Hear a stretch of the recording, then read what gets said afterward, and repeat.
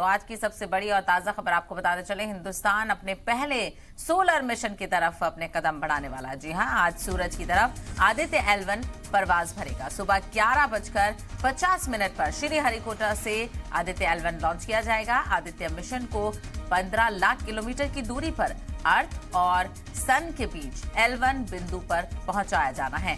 सूरज के करीब hello orbit में आदित्य को कायम करने में करीब 100 से 120 दिन का वक्त लगेगा, मगर वहीं तक जाने के लिए पहले उसको कई मरहलों में अपना सफर करना होगा।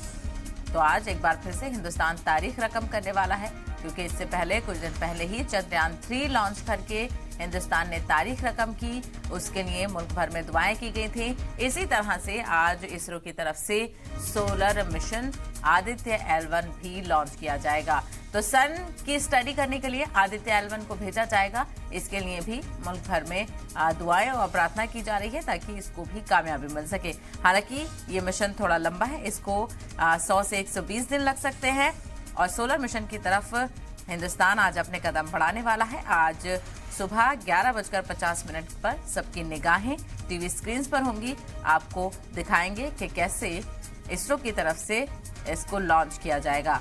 तो सुबह 11:50 पर श्रीहरिकोटा से आदित्य L1 को लॉन्च किया जाएगा। आदित्य मिशन को 15 लाख किलोमीटर की दूरी पर अर्थ और सूरज के बीच L1 बिंदु पर पहुंचाया जाना है। सूरज के करीब हेलो ऑर्बिट में आदित्य L1 को कायम किया जाएगा, वहीं से ही वो अपना काम करेगा। तो पिक्चराइजेशन भी आप देख सकते हैं किस तरह से ये पूरा प्रोसेस अमल में आएगा और कहां पर जाकर आदित्य L1 अपना काम शुरू करेगा। तो सूरज के करीब हेलो ऑर्बिट में आदित्य L1 को कायम करने में करीब 100 से 120 दिन का वक्त लगेगा, मगर वहीं तक जाने के लिए उसको कई मरहलों में अपना ये सफर तय करना होगा, क्योंकि 100 से 120 दिन लगेंगे, तब जाकर वो हेलो ऑर्बिट में पहुंचेगा।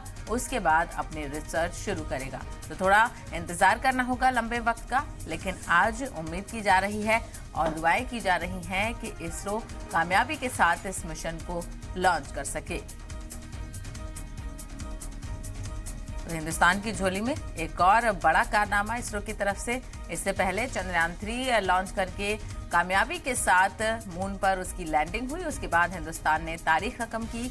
चौथा मुल्क बना चांद पर लैंड करने वाला हिंदुस्तान। तो वहीं साउथ पोल में लैंडिंग करने वाला पहला मुल्क हिंदुस्तान बना है। तारीख रकम करने के बाद अब बारी है चांद पर स्टडी करने की। तो खला में हिंदुस्तान अपनी ताकत का मुजाहरा करता हुआ नजर आ रहा है और लगातार मजबूती के साथ आगे बढ़ रहा है। इसरो ने इस मिशन को लेकर तमाम तर तैयारियां पूरी कर ली थी और काफी दिन से इस पर काम भी किया जा रहा था। तमाम तर साइंटिस्टों की मेहनत के साथ ये अब उस मरहले तक पहुंच चुका है जहां से इसको लॉन्च किया जाना है।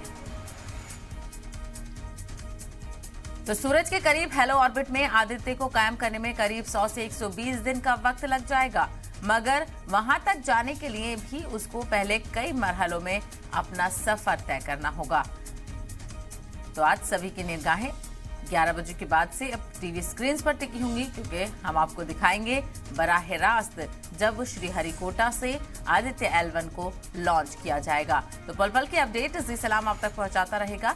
11:50 पर आपको बराह रास्त दिखाएंगे किस तरह से कामयाब लॉन्चिंग होती है और क्या कुछ ताज़ा अपडेट इसको लेकर सामने आती हैं। तो फिलहाल ये बहुत ही अहम मिशन है इसरो के लिए और हिंदुस्तान के लिए भी, क्योंकि आदित्य L1 का ऐलान जब चंद्रयान 3 की कामयाब लैंडिंग हुई थी इसके बाद कर दिया गया था कि अब सन मिशन आदित्य L1 को लॉन्च किया जाएगा।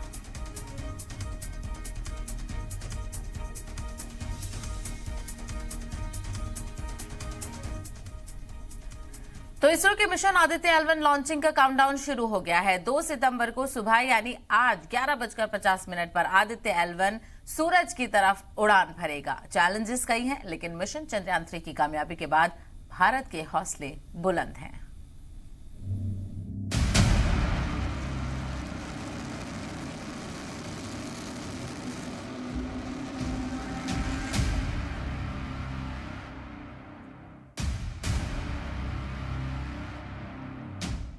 आदित्य L1 का काउंटडाउन शुरू।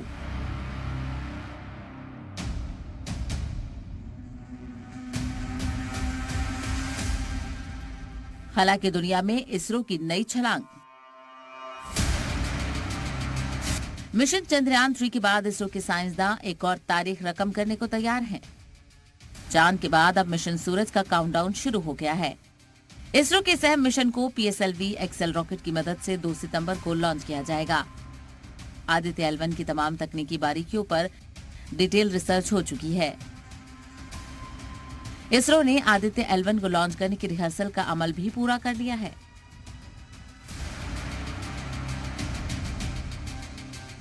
अब बस इंतजार है तो 2 सितंबर का, जब घड़ी की सुइयां 11:50 पर रुकेंगी और हिंदुस्तान का आदित्य L1 खला की दुनिया में नया बाब लिखने की शुरुआत करेगा। So we are just getting ready for the launch. The rocket and satellite is ready. We completed the rehearsal for the launch. Thank you so much for all the support and work that you are doing. Chandrayaan 3 की कामयाबी से पुरजोश लोगों के मन में सूर्ययान से जुड़े कई सवाल उठ रहे हैं, जैसे सन मिशन आदित्य L1 का मकसद क्या है? ये सन मिशन कामयाब रहा तो फायदा क्या होगा? आदित्य L1 से हिंदुस्तान पर क्या असर पड़ेगा? यूं तो सूरज मिशन के ऐलान के बाद से ही लगातार ऐसे सवाल उठ रहे थे, मगर जैसे जैसे दिन करीब आते जा रहे हैं, लोगों के सवालों की लिस्ट बढ़ती जा रही है और हिंदुस्तान के साइंसदान एक एक करके इन तमाम सवालों का जवाब आवाम तक पहुंचाने की कोशिश कर रहे हैं। लॉन्च में करीब 7 पेलोड्स जा रहे हैं, मतलब जो अलग अलग चीज़ें स्टडी करेंगे। हजारों किलोमीटर दूर तक वो सोलर फ्लेयर्स जाते हैं, वो हमारे सिस्टम को इफेक्ट करते हैं। और L1 पॉइंट ऐसा है जहाँ से आप काफ़ी पास से विदाउट एनी इंटरफेरेंस आपको बहुत सारा इंफॉर्मेशन सन का मिल सकता है, जो हम लोग यूज़ कर सकते हैं for better communication, for better control of radio and so many other things which is there which uses the solar energy पर से। जाहिर है 2 सितंबर को PSLV XL रॉकेट के जरिए से 11:50 पर एक बार फिर पूरे मुल्क और दुनिया की निगाहें हिंदुस्तान के श्रीहरिकोटा पर होंगी, जब आदित्य L1 अपने सफर का आगाज करेगा। आदित्य L1 हेलो ऑर्बिट पर 4 महीने बाद नस्ब होगा, यानी इसका सफर 4 महीने तक जारी रहेगा और ये 15 लाख किलोमीटर का सफर तय करेगा और फिर लैग्रेंज पॉइंट पर जाकर रुक जाएगा। सवाल ये भी है कि सूर्ययान को L1 पॉइंट पर ही क्यों भेजा जा रहा है, तो इसका जवाब भी सुन लीजिए। काफी सारे लैग्रांजियन पॉइंट है जो सन और अर्थ के बीच वाले लाइन में है, तो L1 भी सन और अर्थ के बीच में आएगा। तो ये पॉइंट बहुत स्टेबल होता है, सन और अर्थ दोनों का ग्रेविटी इस पे आता है, तो ये स्टेबल होता है। और L1 का बहुत एक इम्पॉर्टेंट पॉइंट है कि कोई ग्रहण ऑकल्टेशन से सन छुपेगा नहीं इस मिशन से। इतना ही नहीं, इसरो का कहना है कि ये सैटेलाइट L1 पॉइंट के पास हेलो ऑर्बिट से सूरज को बिना किसी ग्रहण के लगातार देख सकता है। अब आपको बता दें कि आदित्य स्पेसक्राफ्ट को L1 पर भेजने की वजह क्या है। आखिर हेलो ऑर्बिट से क्या करेगा आदित्य L1?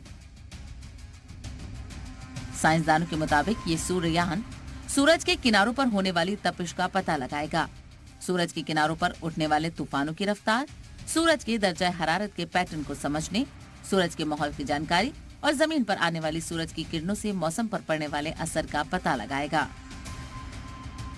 दरअसल पूरी दुनिया जानती है कि सूरज हमारे सौर मंडल का सबसे अहम हिस्सा है और ये धरती पर जिंदगी के लिए जरूरी तवानाई देता है। इसरो के सन मिशन से साइंसदानों को ये जानने में भी मदद मिलेगी कि सूरज हमारे निजाम शमसी और जमीन पर कैसे असर डालता है। आदित्य L1 खला में हिंदुस्तान की आंख के तौर पर काम करेगा और सूरज के असर से धरती की हिफाजत करने में मददगार साबित होगा, क्योंकि सूरज की स्टडी से इसमें होने वाली हर हलचल का हमें पता चल जाएगा। हालांकि कुछ रोबोटिक खलाई जहाज पहले से ही ये काम कर रहे हैं और अब आदित्य भी उनकी टोली में शामिल हो जाएगा। जाहिर है हिंदुस्तानी साइंसदान चंद्रयान 3 को चांद के जुनूबी पोल पर उतारकर खुद को स्पेस के सुपर पावर में शामिल कर चुके हैं और अब इसरो की सूरज के पास पहुंचने की कोशिश हिंदुस्तान के खलाई सफर को नई जहत देगी। ब्यूरो रिपोर्ट, जी मीडिया।